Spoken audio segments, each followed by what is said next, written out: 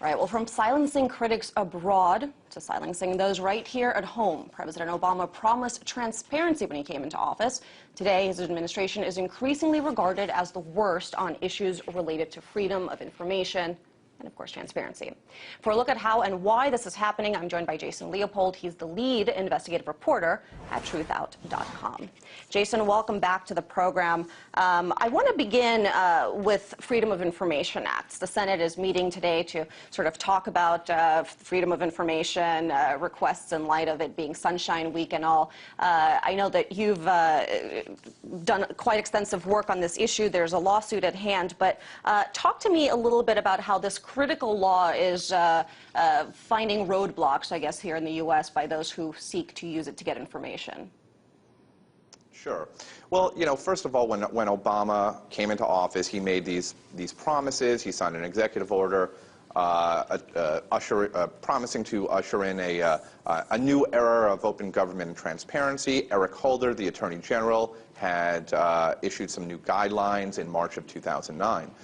However, what people seem to forget, or may not be even aware of, is that immediately after the administration released these memos on that the CIA and the Justice Department's Office of Legal Counsel prepared and used for interrogation and torture, the so-called torture memos, that was it. The administration had clamped down on releasing anything else from that point on, and that was back in April of 2009.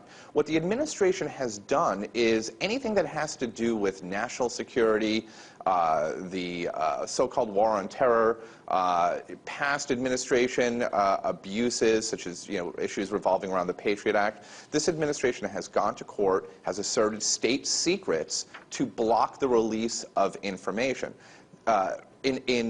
Shortly after these memos were released, this administration had promised to release photographs of that would depict the treatment of U.S. Or rather prisoners in custody of the United States government military in Iraq and Afghanistan. There was a huge outcry, and Dick Cheney and his daughter Liz Cheney had attacked the administration for even considering to release those photos. So what this administration had done is that they were preparing to go to the Supreme Court to basically block the release of the photos because a lower court had ruled that they must be released to the ACLU who had sought them.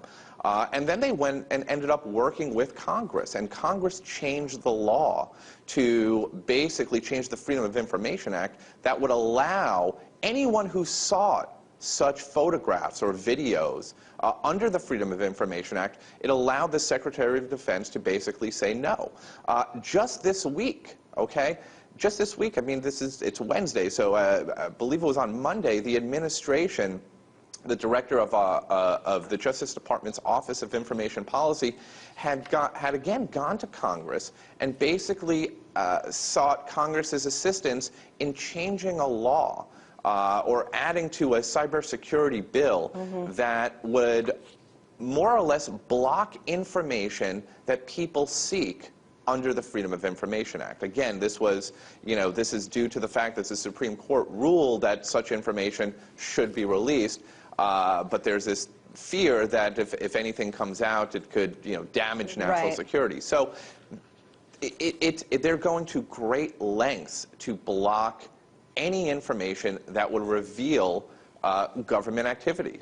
But here's my question: in your view, why come into office and make this the top priority of the administration? Make this, a key issue that you talk about as soon as you literally enter the White House? Only to go back on that. I mean, what changed from Obama's intentions to present day? I think that largely this has to do with politics, and truly, it's nothing more than embarrassment. The revelations that would be highlighted, exposed from these documents that people would obtain under the Freedom of Information Act would be truly embarrassing for this government. It would probably lead to calls for investigation. It would show, in my opinion, some extreme abuses of the law, that the law was being abused. I mean, look, if you recall when these Justice Department memos, Office of Legal Counsel memos were released, I mean, the blowback was truly reached a heated point where Republicans attacked the administration. They were accused of basically providing the enemy, Al-Qaeda, with our sources and methods.